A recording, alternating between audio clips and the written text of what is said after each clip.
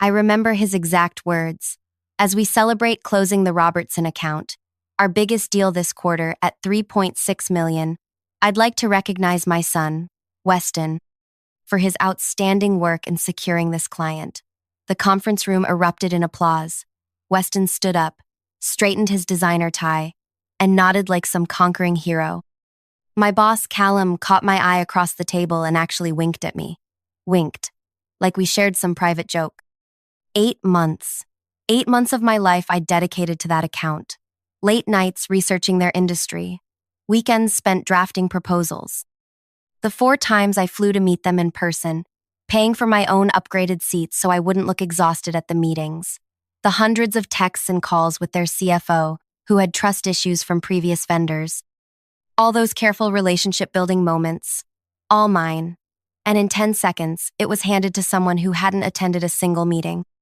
I sat there, feeling my face burn, while maintaining my professional smile. My hands were shaking under the table. When everyone turned to congratulate Weston, I saw Callum mouth to him, "Family first." That's when I knew. That's when I decided. I was the first to walk over and shake Weston's hand. "Congratulations," I said, my voice steady despite the scream building inside me. "You must be thrilled." And this is what kills me. He looked me straight in the eyes and said, "Hard work pays off, right, Nadine?" Sorry, I should introduce myself. I'm Nadine Voss, 32 years old. Back then, I was a senior account executive at a prestigious financial services firm, the kind people kill to get into. I'd spent 4 years building my reputation there, always being the first in and last out. My colleagues called me the closer because I never let a potential client slip away. Until that day, I believed that merit mattered. I believed in the system. I wasn't always this cynical. Growing up in a small town with parents who worked themselves to the bone, I was taught that hard work equals success. Period. My dad would say, "Natty, in America, you get what you earn." He died believing that. I wish he could have lived long enough to see what really happens. Before I go deep into this, if you're really interested in knowing what happened next, could you please give this video a like? Also subscribe to the channel and click the bell icon to get notified when we upload new videos like these. And tell me in the comments where you're watching from. Because honestly, I'm curious if this kind of corporate betrayal happens everywhere or if I was just special. After the meeting, I went to the bathroom and splashed cold water on my face. Marielle from HR found me there, staring at my reflection. "That was messed up," she whispered, checking under the stalls to make sure we were alone. "Everyone knows you landed Robertson." I dried my hands slowly. Apparently not everyone. "Are you going to say something?" she asked. What could I say? Callum Thorne wasn't just my boss. He was a founding partner. His family name was on the building. He'd been featured in business magazines as a visionary leader. Meanwhile, I was a girl from nowhere, with student loans and a rented apartment. "I'm going to do something," I said finally. "But not what you think." When I got back to my desk, I saw an email from accounting about commission structures. The Robertson deal was set to pay out roughly $216,000 in commission over the next year. That kind of money could have changed my life. But now, it would be going to Weston Thorne, a man who already drove a car worth more than I made in an entire year. That night, I couldn't sleep. I kept seeing Callum's wink, hearing Weston's smug voice. Hard work pays off. I got up at 3 a.m. and made a decision. I wasn't going to file a complaint. I wasn't going to quit dramatically. I was going to play the long game. The next morning, I sent Weston an email.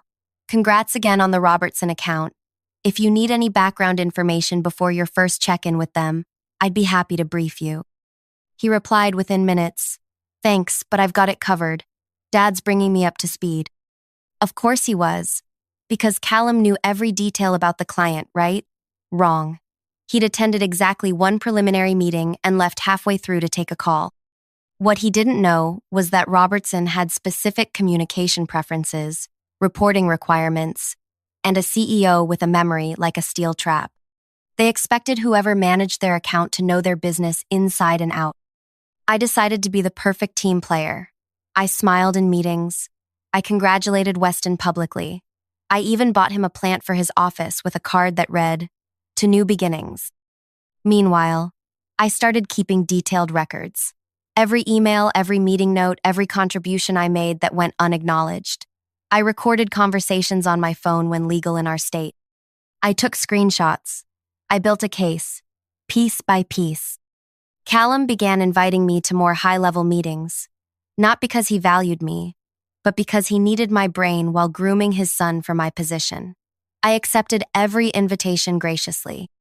3 weeks after the Robertson announcement, the first cracks appeared. Weston missed a deliverable deadline because he was at a golf tournament. The client called me directly since I'd been their contact during the acquisition phase. "Nadine," said Terrence Robertson himself. "I thought Weston was handling our account, but he's not responding, and we need these projections for our board meeting tomorrow." I could have thrown Weston under the bus right then.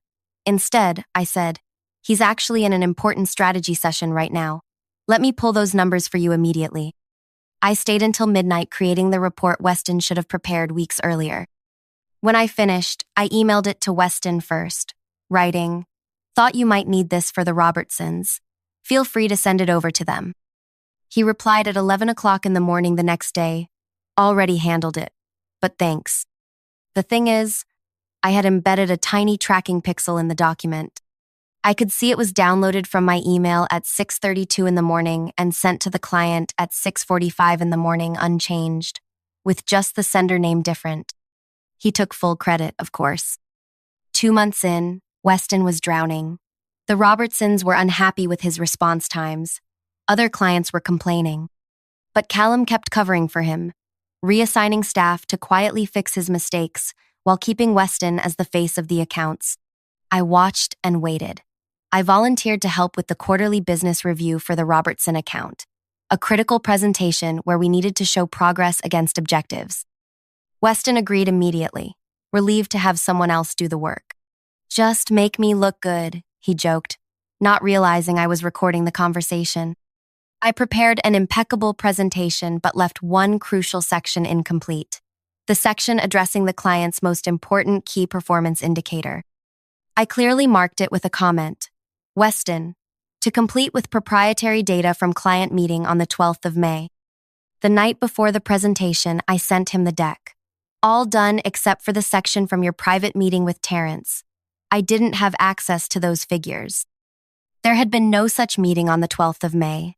Weston had been at his girlfriend's art show opening. He had posted pictures on social media. But he didn't remember that, and he certainly hadn't had any private meetings with Terrence. At 11 o'clock that night, he called me in a panic. "What proprietary data? I don't have any special figures."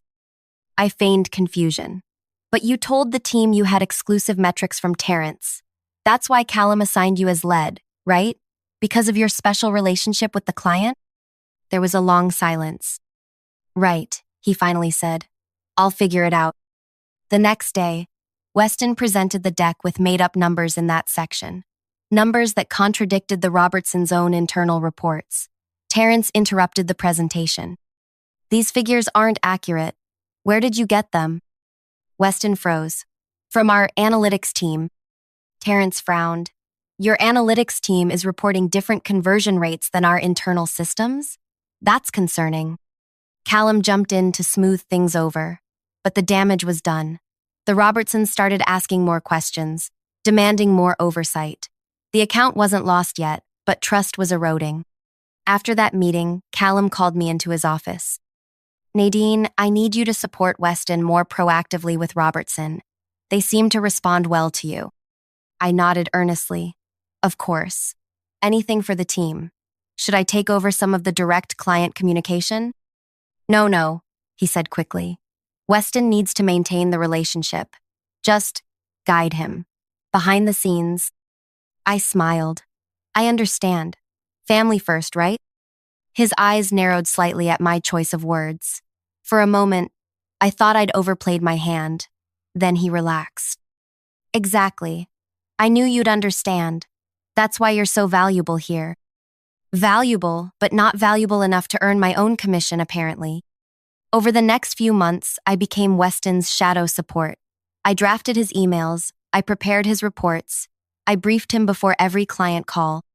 To the outside world, he was managing the relationship. Behind the scenes, I was doing all the work while collecting evidence of the facade. The real turning point came 4 months later. The Robertsons were growing their business and required more services. It was a $5.8 million opportunity larger than the initial agreement. Weston was given the responsibility of developing the proposal. He came to my desk looking pale. "Nadine, I need your help with this RFP." "Happy to help," I said cheerfully. "What do you need?" "Everything," he admitted. "I don't understand half of what they're asking for." This was my moment. "I'll help on one condition." He looked surprised. I'd never negotiated before. "What condition?" "I want to be officially assigned to the account team, with my name on the org chart that goes to the client." He hesitated only briefly. "Done, I'll tell Dad." I spent 2 weeks crafting a perfect proposal. This time, my name appeared in the document as Technical Account Advisor. Not what I deserved, but a foot in the door. More importantly, it created a paper trail connecting me officially to the account. The day before the proposal was due, I made my first real move. I called Terrence Robertson directly. "Terrence, it's Nadine Voss. I'm working with Weston on your expansion proposal." "Nadine, good to hear from you. We've missed your thoroughness." "Thank you. I'm calling because I've noticed some discrepancies in the proposal draft that's about to come your way. Nothing major, but I wanted to make sure you had the most accurate information for your board." There was a pause. "What kind of discrepancies?" "The implementation timeline seems optimistic, and some of the customization costs aren't fully transparent." Another pause. "I appreciate your candor. Should I be concerned?" "I believe in our company's ability to serve you. I just believe you deserve complete transparency about what that entails. Would you be willing to send me your notes separately for comparison?" And there it was, the opening I needed. "I'd be happy to provide a supplementary document. Just to be clear, this is for your eyes only. I'm not trying to undermine my colleague. Of course, this stays between us." I sent Terrence a detailed breakdown of realistic timelines, potential challenges, and accurate costs. I also included a brief section titled Account History that subtly highlighted my role in the original deal without directly claiming credit. The next day, Weston submitted the official proposal. 2 hours later, Terrence called Callum directly. "We need to talk about this proposal and your account management structure." I couldn't hear Callum's side of the conversation, but I could see him through his glass office wall. His face darkened. He looked directly at me, then turned his chair away. The following morning, Callum called an emergency department meeting. When we all gathered in the conference room, Terrence Robertson was there with his CFO. "Before we begin," Terrence said, "I want to address something important. Our company values transparency and accountability. When we chose your firm, we did so because of the trust established during our onboarding process. Since then, we've noticed a disconnect between the promises made and the delivery structure." Callum tried to interject, but Terrence held up his hand.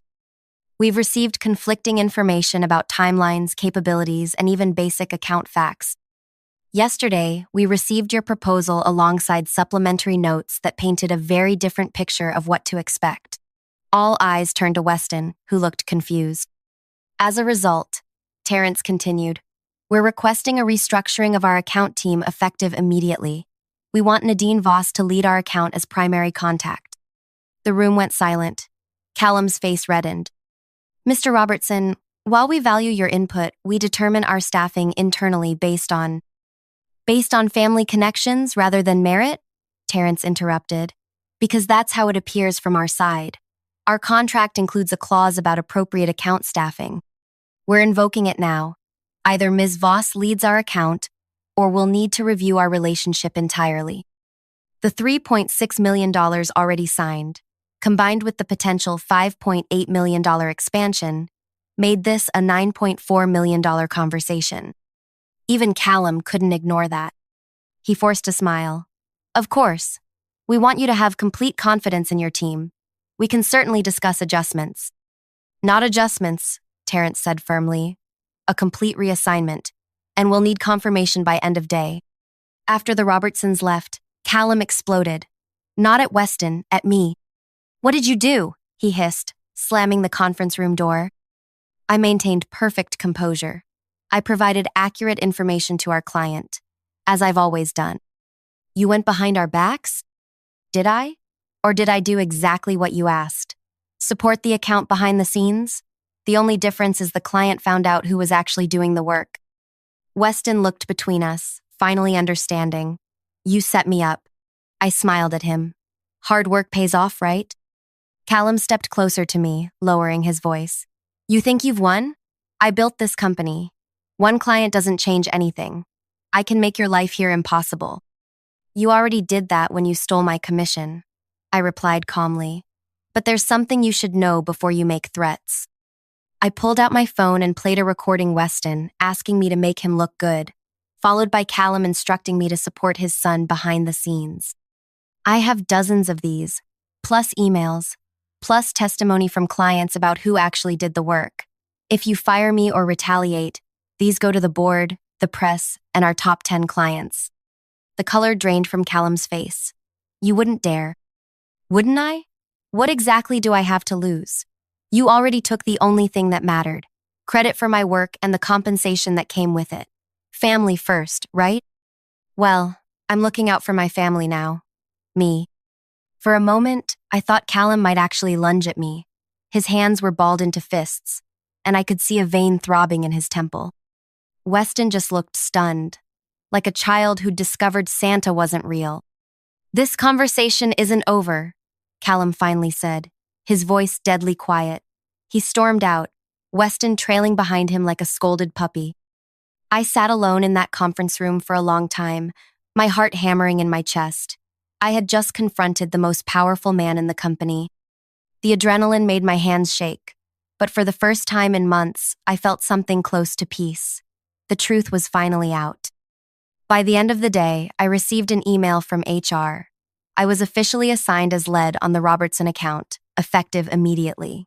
The email was copied to Terrence and his team. No mention of commission restructuring, of course. That battle was still to come. When I got home that night, I poured myself a glass of wine and called my best friend, Imara. You did what? She practically screamed when I told her. Nadine, they're going to destroy you. Maybe, I admitted, but they'll have to do it in the open now. She was quiet for a moment. Do you have a backup plan if this goes south? I did. I'd been quietly documenting everything for months, building relationships with other clients, and updating my resume. 3 competing firms had already hinted they'd be interested if I ever wanted to make a move, but I wasn't ready to leave. Not until I'd finished what I started. I'm covered, I told her. One way or another. The next few weeks were tense is an understatement. Callum avoided direct contact with me, communicating only through terse emails or intermediaries. Weston was reassigned to smaller accounts and kept his distance. Other executives in the company seemed unsure how to treat me. Was I now powerful or marked for destruction? No one knew, so most people simply avoided me altogether. Except Marielle from HR. She stopped by my desk one afternoon with coffee. The partners had a closed-door meeting about you yesterday, she said softly. 3 hours. My stomach tightened. And? They're split. Callum wants you gone, obviously. But Vihan and Eliza think firing you would be legally risky given what happened with Robertson. Plus, they're impressed you managed to save and expand the account. Vihan Shah and Eliza Winters were the other founding partners. I'd always had decent relationships with them, but they operated in different divisions, and we rarely crossed paths. What's your guess? I asked her. Marielle sipped her coffee. They'll try to manage you out slowly. Make your life difficult until you quit voluntarily. Less messy that way. She was right. The very next day, my office was needed for a visiting executive, and I was moved to a desk in the open area, right by the noisy break room. My assistant was reassigned to more pressing needs. My parking space, a small perk I'd earned after 3 years, was reallocated for client use. Petty stuff, designed to humiliate and frustrate me into leaving. I smiled through all of it. Meanwhile, I was excelling with the Robertson account. Terrence and his team were thrilled with the new arrangement. We expanded their services, streamlined their reporting, and found cost savings their previous account manager, Ahem, Weston, had overlooked. The relationship flourished. 2 months after the confrontation, quarterly commission statements were released. I immediately checked mine, and as I suspected, the Robertson commission was still allocated to Weston. I printed the statement and walked directly to Eliza Winter's office. Her assistant tried to stop me, but I smiled and said, "It's about the Robertson account. She'll want to hear this." I walked right past him. Eliza looked up from her computer, surprised but not displeased to see me. Unlike Callum, she had built her reputation on substance rather than style. "Nadine, this is unexpected." I placed the commission statement on her desk. "I thought you should be aware of a potential legal issue." Despite being officially recognized as the account lead for Robertson at the client's explicit request, the commission is still being directed to Weston Thorne. She frowned, picking up the paper. "This is an administrative oversight, surely." "Is it? Because I've submitted 3 correction requests to finance, all of which have been denied with Callum's electronic signature." That got her attention. "Have you spoken to Callum about this directly?" "He refuses to meet with me, but I have the email trail." I handed her a folder containing all my documentation. "I'm coming to you as a founding partner because I respect the firm and would prefer to resolve this internally." The unspoken alternative hung in the air between us. She studied me for a long moment. "You're not what I expected, Nadine." "What did you expect?" "Callum described you as emotional, unprofessional, someone who was trying to undermine his son out of jealousy." I couldn't help but laugh. "Do I seem emotional or unprofessional to you?" A small smile crossed her face. "Quite the contrary. You seem exceptionally well prepared." She tapped the folder. "Leave this with me. And Nadine, thank you for coming to me directly." 3 days later, my commission structure was reviewed and updated to reflect current account responsibilities. The back commissions would be paid out over the next 3 pay periods. It wasn't a complete victory. They prorated it from when I officially took over. Not from the beginning, but it was a significant win. More importantly, the power dynamic was shifting. Callum couldn't simply erase me anymore. Other account executives who had suffered similar treatment began coming to me privately, sharing their stories. Junior staff started asking me to mentor them. Clients requested me specifically for new projects. Callum watched all of this with growing resentment. I could feel his eyes on me in meetings, calculating, planning. I knew he wasn't finished. Men like him don't surrender power easily. His next move came about a month later. One of my largest clients, the Vaziri Group, suddenly demanded a different account manager, claiming communication issues. I was blindsided. We'd had an excellent relationship. When I called my contact there, Daria, she was evasive. "It's nothing personal, Nadine. We just felt we needed different energy." That didn't sound like Daria at all. "Did someone from our firm speak with you about this?" I asked directly. A pause. "I'm not comfortable discussing that." That was answer enough. I thanked her professionally and ended the call. Then I did something I'd never done before. I drove to the Vaziri offices unannounced. The receptionist recognized me and waved me through. I found Daria in the conference room, looking surprised to see me. "Nadine, I didn't know we had a meeting." "We don't," I said, closing the door behind me. "I just needed 5 minutes of honesty between friends." She hesitated, then gestured for me to sit. "What's going on?" "Callum Thorne contacted you, didn't he? What did he say about me?" Daria looked uncomfortable. "Nadine, this puts me in an awkward position." "I know, and I wouldn't ask if it wasn't important. But my career is on the line, and I deserve to know what I'm being accused of." She sighed. "He called our CEO directly, said you were becoming distracted with internal politics, that clients were complaining about your availability and attention to detail. He suggested we might be better served by a more focused team member." My blood boiled, but I kept my expression neutral. "And you believed him?" "Of course not. That's why I was so vague on the phone. I thought you might be recording the conversation for some internal battle. The truth is, our CEO owes Callum a favor from way back. This was him repaying it." I nodded slowly. "Thank you for your honesty. And just so you know, every report I've ever sent you has been accurate and on time. Every call scheduled has been kept." "I know that. she said softly. We all do. As I was leaving, she called after me. Nadine, be careful. Men like Callum, they play by different rules. She was right. Callum was escalating, using his extensive network to undermine me professionally. If he succeeded in stripping away my clients, he could justify demoting or firing me regardless of what happened with Robertson. I needed to change the game. That night, I called Terrence Robertson at home. He picked up on the second ring. Nadine, is everything all right with the account? The account is perfect, I assured him. This is more personal. I need your advice as someone who understands corporate dynamics. I explained the situation, how Callum was now actively working to undermine me with other clients after failing to intimidate me into leaving. Terrence listened carefully. When I finished, he asked one question. What do you want out of this, Nadine? Really want? I had to think about that. Did I want Callum's job? Revenge? Public vindication? I want what I've earned, I said finally. Recognition for my work, fair compensation, and I want to make sure what happened to me doesn't happen to others. He said. Not money or power for their own sake, then. No, those things matter, but they're means to an end. What I really want is justice. He was quiet for a moment. There's an industry leadership conference next month. The theme is integrity in business. I'm on the planning committee, and we're still looking for panel speakers. Would you be interested? I immediately understood what he was offering. A platform. I would be honored, I said. But Callum. Leave Callum to me, Terrence interrupted. Just prepare your thoughts on ethical leadership and accountability. Be ready to speak your truth. Over the next few weeks, I prepared meticulously for the panel while continuing to excel with my remaining clients. I didn't confront Callum about the Vaziri Group or other accounts he was trying to pull away from me. Let him think he was winning. The day of the conference arrived.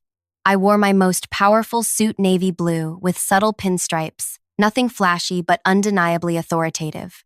When I arrived at the venue, I checked the program.